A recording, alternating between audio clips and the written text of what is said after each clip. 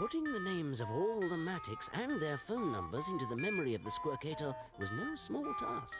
According to the most recent census, there were about 1,000 Matics.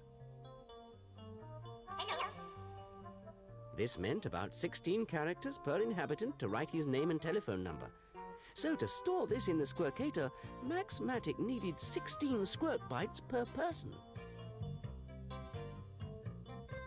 So MAX MATIC made his calculations. 16 squirk bytes per inhabitant times 1,000 inhabitants makes 16,000 squirk bytes. Since a squirk byte was about a centimeter high, the total memory would be about 16,000 centimeters high. That's around 160 meters. A skyscraper SQUIRKATOR.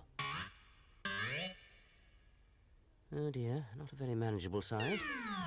Well, the theory was sound, but the technique left a little to be desired. Smaller squirks were needed, 10, 100, even 1,000 times smaller. What's more, as your local computer specialist will no doubt inform you, computers didn't really get off the ground until the size of their basic cells had been reduced to almost microscopic dimensions, so that 1,000 bytes could easily fit into a square no bigger than half a centimeter to a side, or even less.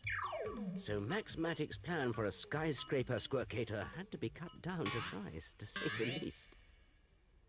So he went to ask Professor Mach 1 if he didn't know some special treatment that could be used to miniaturize the squirks to get them down to a more workable size.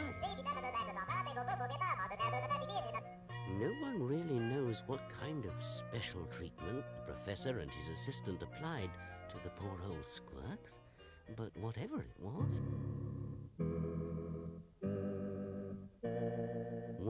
it was, it certainly didn't miniaturize them, and all they did was scurry back to their corners and lie down again.